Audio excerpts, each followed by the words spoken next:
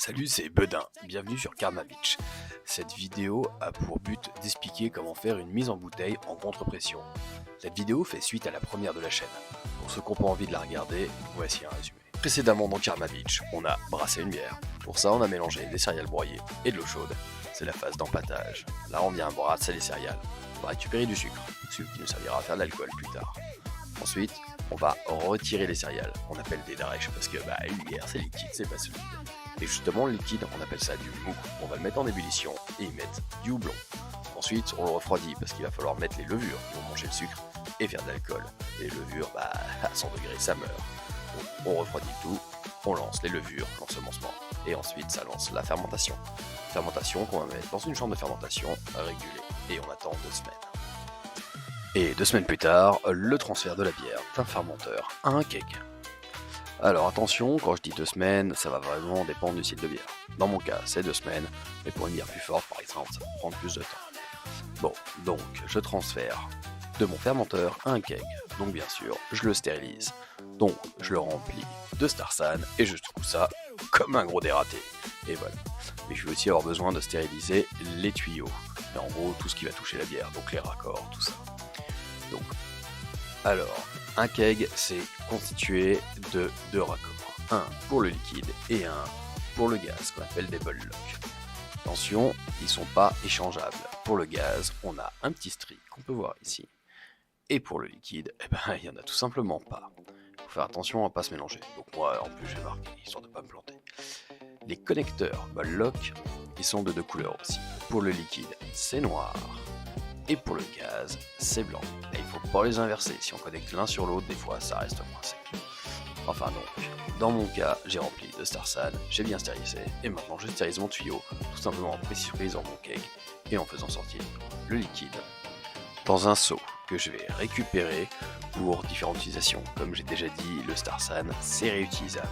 Donc je vais remplir mon pulvérisateur, qui me permettra de stériliser toutes mes petites surfaces, et surtout, je vais utiliser le plus gros dans mon fermenteur quand il sera propre, vider la bière bien sûr avant, qui permettra de le conserver sous stérilisant. Ensuite, je vais nettoyer donc mon keg. Donc, comme on peut le voir, j'ai tiré sous la soupape pour l'ouvrir car il reste encore un peu de pression dedans. Il faut faire attention, c'est comme une cocotte minute à la maison, on évite d'ouvrir quelque chose sous pression. Je vais aussi démonter mes raccords ball lock et les stériliser. En gros, je stérilise vraiment tout. Maintenant, je vais remonter mon keg, donc je vais lui remettre ses raccords qui sont stériles et son bouchon. Je vais le fermer. Par contre, il y a un dernier élément qui me dérange. Le keg, il est plein d'air, et l'air, ça contient de l'oxygène. L'oxygène, ça oxyde la bière. Donc, je vais m'en débarrasser en utilisant du CO2. Je vais remplir mon keg de CO2, je vais attendre un peu, et je vais dégazer. Je vais faire ce qu'on appelle une compression des temps, qui me permettra de l'éliminer. On va pouvoir l'entendre sur la vidéo quand je tire sur la soupape.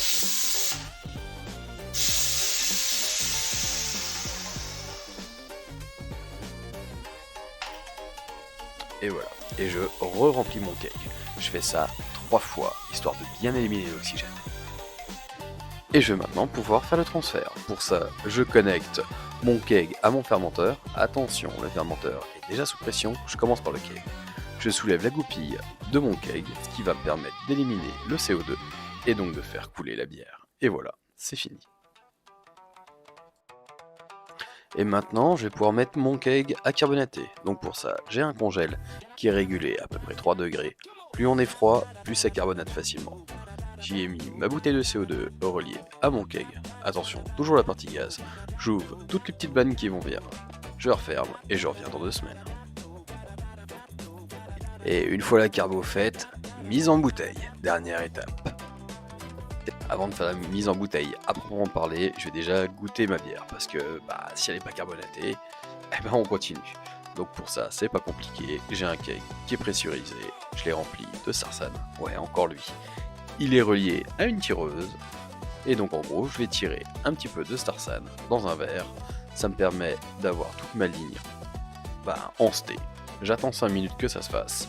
Ensuite, je le connecte au keg qui est stérilisé aussi. Je tire un premier verre qui est un mélange de Starsan et de bière. Un deuxième qui est de la bière. Je le goûte. Généralement, j'en profite pour faire goûter à ceux qui sont autour de moi, qui me disent si ça leur va aussi. Et si ça c'est bon, je re-rince mon bout de tuyau et ensuite c'est parti. Et pour changer, on va faire du nettoyage et de la stérilisation. C'est un peu une grande partie du poulet brasseur. Et en même temps, ça serait quand même con d'avoir raté sa bière à arriver à la dernière étape. Donc on va stériliser les bouteilles. Pour ça, j'ai un petit appareil que je vous montre juste après, et je remplis des racks plein de bouteilles. Alors oui, je fais 2 racks différents, c'est la forme des bouteilles. Ça aussi, j'y viendrai un peu plus tard dans la vidéo. Enfin bon, je remplis mes racks, il va me falloir à peu près une soixantaine de bouteilles. Et donc, je les pose sur le Fast Wash. Le Fast Wash, c'est 2 pompes avec des petits pics comme on a pu voir. Les pompes prennent du Starsan, qui plongeait dedans, et ça envoie dans les bouteilles. Donc ça permet de stériliser mes bouteilles sans avoir besoin de les faire une par une. C'est plutôt pratique. Et maintenant, je vais stériliser l'appareil qui me sert à mettre en bouteille en contre-pression. Qui dit pression, dit CO2. Donc j'ai une arrivée qui vient au cul de mon appareil et j'envoie via le bouton rouge dans la bouteille. J'évacue le surplus de CO2 via la molette et la tête de tireuse me permet de remplir. Et bien sûr, pour remplir, il faut que c'est connecté au keg. Là, c'est du Starsan, histoire, comme d'habitude, de stériliser toutes mes lignes. Donc le Starsan arrive derrière, puis remplit la bouteille et le trop-plein, c'est dans une autre bouteille. Donc dès que j'ai fini de stériliser, je vais pouvoir enlever mon raccord et le mettre sur le keg plein de bière. Et maintenant un cas réel, donc je connecte ma bouteille, puis j'appuie sur le bouton rouge pour faire venir le CO2, j'appuie sur ma tête de tireuse pour faire venir la bière, et je joue avec la molette papillon pour éliminer le CO2 et faire venir la bière, qui va me permettre de gérer le débit. Alors attention, un débit trop important, c'est une bière qui va être compliquée à déconnecter, on va en perdre dans le trop-plein et ça va mousser. Et à l'inverse, une bière qui ne remplit pas, et ça prend 3 plombs. Donc là, on voit que c'est un peu bizarre, c'est normal, c'est un mélange de Starsan et de bière. Bah oui, le tuyau est encore plein de Starsan. Donc je vais pas la boire, je la déconnecte, je la mets de côté. On peut voir aussi que j'ai 2 embouts, c'est pour des styles de bouteilles différents.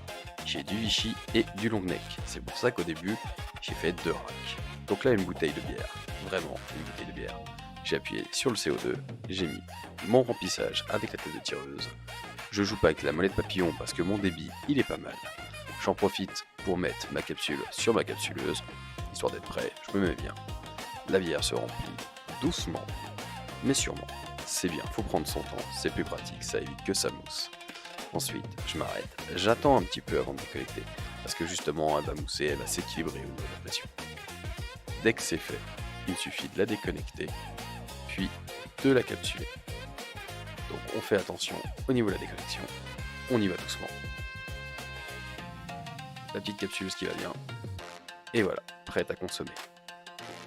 Bon maintenant, il suffit de remplir bouteille après bouteille. Bon, ça prend pas mal de temps, donc j'ai mis une version accélérée, sinon ça va être chiant et puis on est encore là-dedans. Mais je vais en profiter pour donner des petits tips. Déjà, le détendeur. On l'augmente un petit peu, de 0,2 à 0,5 quand on remplit en bouteille comme ça. Ensuite, pensez à prendre le matériel en quantité suffisante, que ce soit les bouteilles de bière, les capsules, tout ça. Les gants, on essaye de mettre des gants, c'est pratique, parce que Starsan, ça incide, et que les capsules, elles sont dans Starsan. Et en parlant de capsules, on voit qu'elles tiennent toutes seules sur la capsuleuse. Ça, c'est un petit aimant, c'est super pratique. Personnellement, j'ai tendance à remplir des bouteilles pendant que j'en stérilise d'autres. Ça, c'est chacun s'organise comme il veut. Et en parlant de bouteilles, j'en ai 2 styles différents. J'ai des longs necks et des Vichy, comme vous pouvez voir, là ça rentre pas. Et donc, j'enlève le petit morceau long neck, je vais y mettre le Vichy à la place. C'est une manip qui est vraiment assez simple à utiliser. Après, ce qui est juste chiant, c'est de devoir acheter les pièces. C'est tout. Et on peut aussi, si on a envie, ne pas mettre en bouteille et se servir directement du congélateur et de la tireuse, comme d'une tireuse. Donc voilà, c'est une possibilité.